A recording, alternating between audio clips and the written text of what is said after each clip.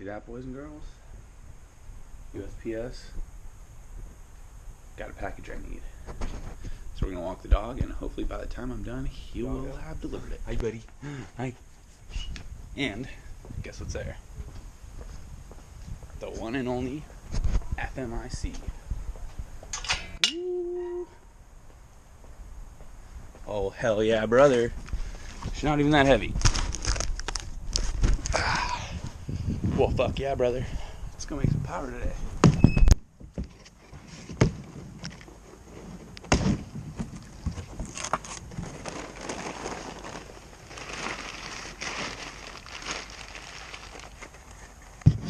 What a beautiful thing.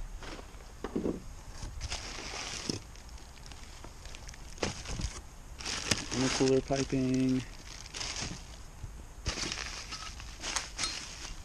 That looks like clamps. And that typical Eurocompulsion card. Oh, and there it is. The FMIC itself. Sick, guys. Well, it is a nice, cool, cloudy day here in San Diego, and we got the Eurocompulsion FMIC kit, and super excited to install it. Got my car up on bricks, about to pull the front bumper off, and then we'll get into that intercooler and rip it all out. So front bumper's off. There she is. So it's the 4 bolts up here. 2 bolts, 3 bolts on the side, both sides, and then there's one, oh dude, it broke the crap out of mine, but there's one clip up there too, Torx on each side, a couple more Torx down the bottom, and then make sure you unplug your lights, daily running and all that when you take it out.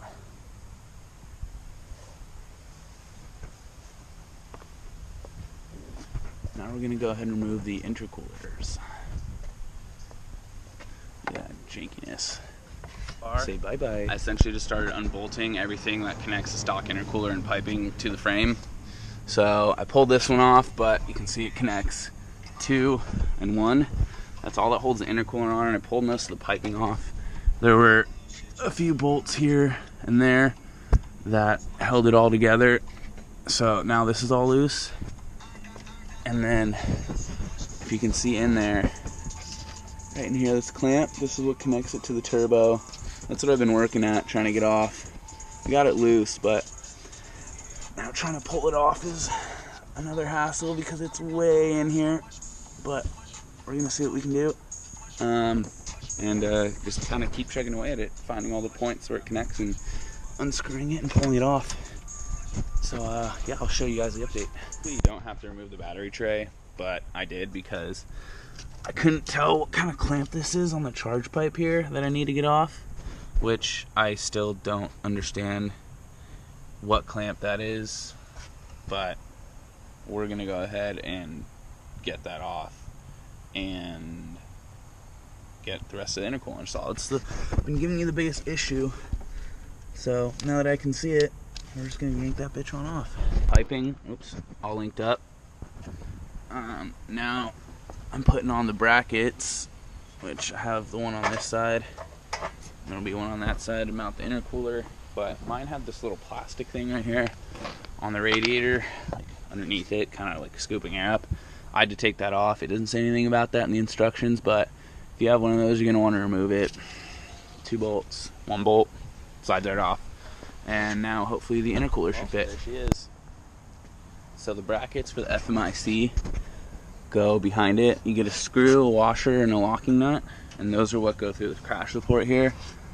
And then there are 2 hex keys that'll connect the support onto the FMIC that actually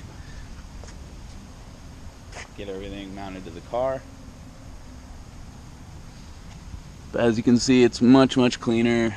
Just 2 sets of pipings, 4 connections. Much less complicated than this stock crap. So, yeah, let's fire it up and see what it sounds like.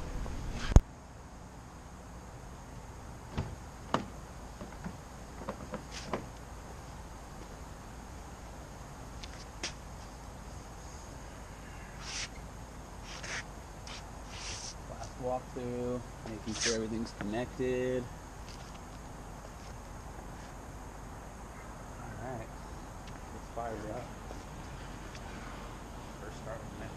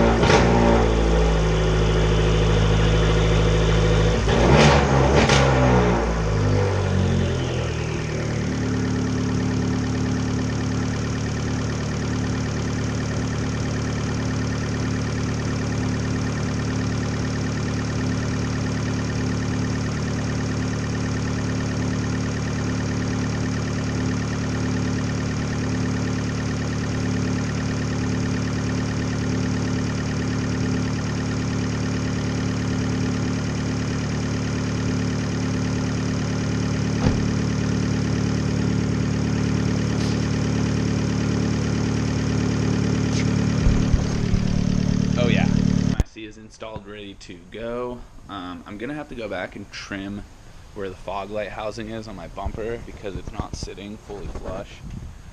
There's a little baby gap there, and over here it's a way bigger gap. But once I trim out like kind of the plastic up around here, it's like kind of pushing up against the FMIC. Once I trim that out, it should fit more flush. But for now, everything is installed, ready to go and secure. So the ECU's also restarted, so we're going to go ahead and start driving it on the relearn with the FMIC on our way to Aaron's house. Let's see how it drives. Get on the highway in a full roundabout, and I was going to rail it really hard, but I had to skip it because that little light popped up, which I wasn't sure what it was, but after looking into it, it says it could be the brake light or oil change or something like that, but I have heard that my left taillight's out, so it could be my brake light, so I assume that's what it's going to be, but we'll find out when I have someone to tap the brakes while I look.